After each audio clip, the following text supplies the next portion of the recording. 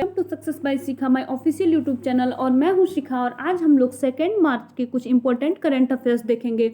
और हाँ, अगर मेरा कंटेंट अच्छा लगे तो मेरे चैनल को लाइक शेयर सब्सक्राइब जरूर कीजिएगा। अब बढ़ते हैं क्वेश्चन की तरफ।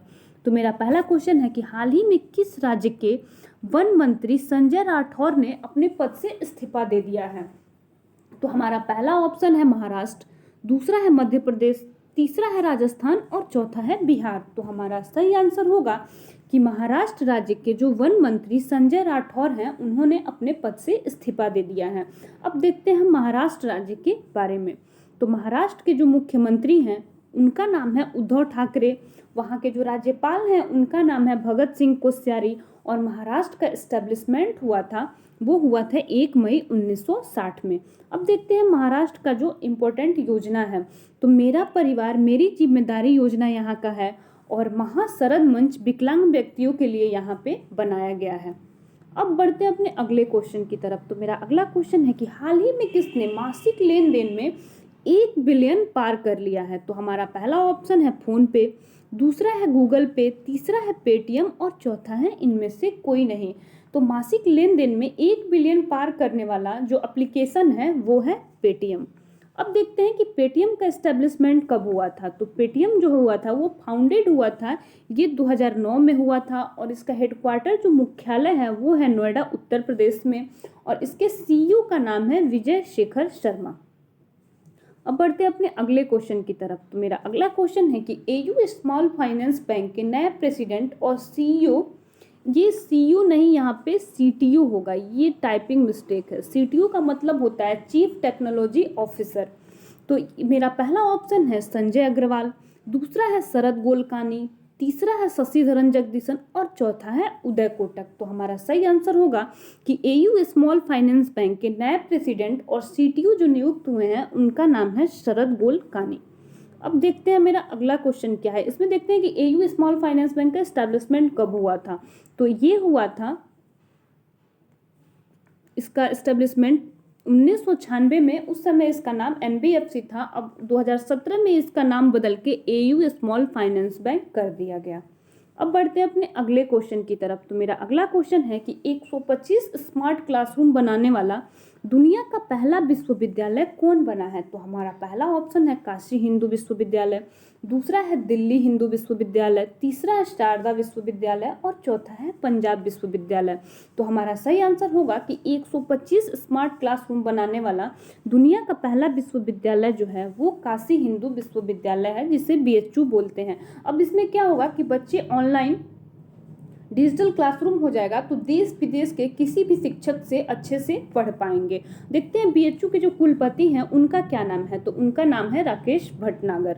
अब देखते हैं बीएचयू का एस्टेब्लिशमेंट कब हुआ था। तो ये हुआ था 1916 में और किसके द्वारा किया गया था? तो ये पंडित मदन मोहन मालवीय द्वारा इसकी स्थापना की गई थी।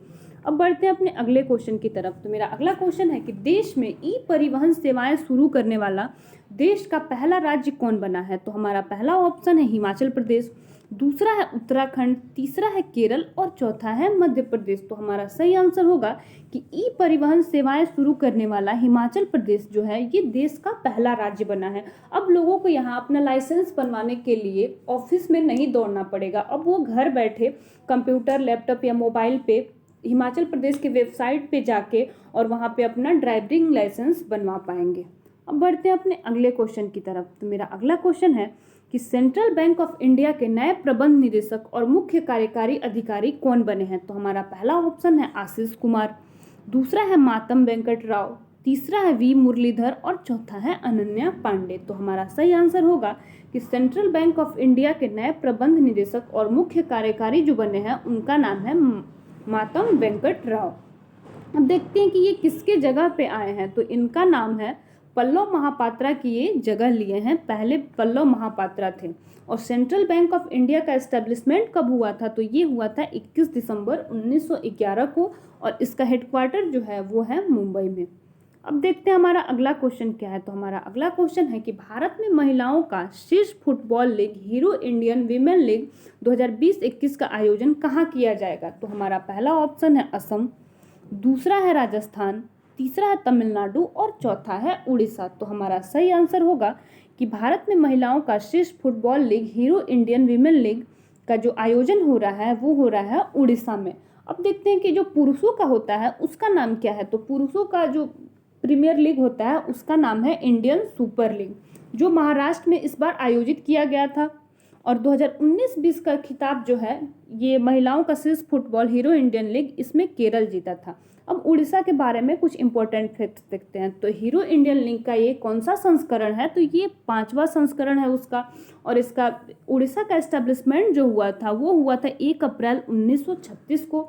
टोटल जिला यहाँ पे हैं 30 और यहाँ के मुख्यमंत्री जो हैं उनका नाम है नवीन पटनायक। राज्यपाल जो है उनका नाम है गणेशी लाल। और लोकसभा में कितने सीट हैं यहाँ पे, तो टोटल 21 सीट हैं।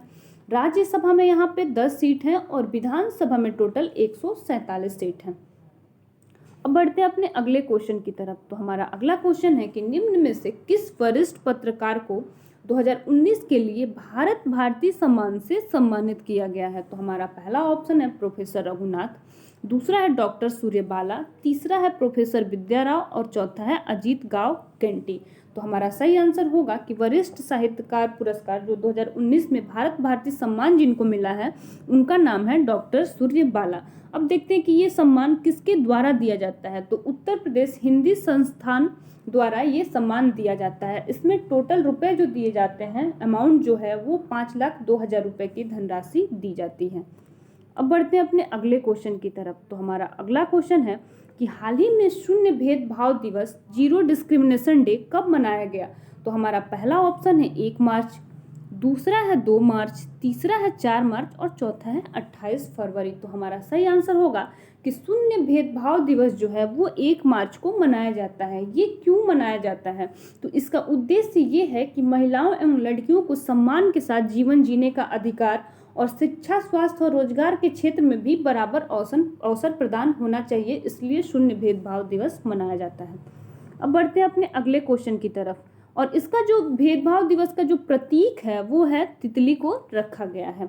अब देखते हैं हमारा नेक्स्ट क्वेश्चन क्या है। तो हमारा अगला क्वेश्चन है कि निम्नलिखित में से किसने प्रेस सूचना ब्यूरो के प्रधान महानिदेशक के रूप में पद संभाला है।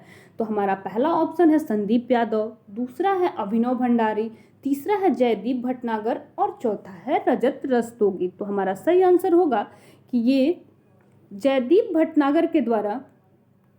भटनागर जो है वो प्रेस सूचना ब्यूरो के महानिदेशक का पद संभाला है। इनका नाम है जयदीप भटनागर। अब देखते हैं खिलाड़ियों के उपनाम। ये मैंने एक नया ऐड किया है, इसमें डेली अब कुछ नया एक्स्ट्रा इसमें ऐड करूँगी। तो मेजर ध्यानचंद जो हैं इनको हॉकी का जादूगर बोला जाता है। और पीटी उषा जो है उनका उपनाम है जो वो इनको उड़न परी बोला जाता है। और मिल्खा सिंह जो हैं इनको बोला जाता है फ्लाइंग सिख।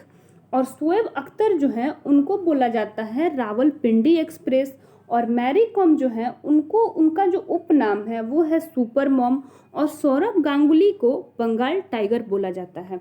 अब मैं पूरे क्वेश्चन होने के बाद आप लोग से एक क्वेश्चन पूछती हूँ कि दुनिया का सबसे बड़ा हॉकी स्टेडियम जो है वो कहाँ पे बन रहा है। आप मुझे उसका आंसर कमेंट बॉक्स में बताइएगा।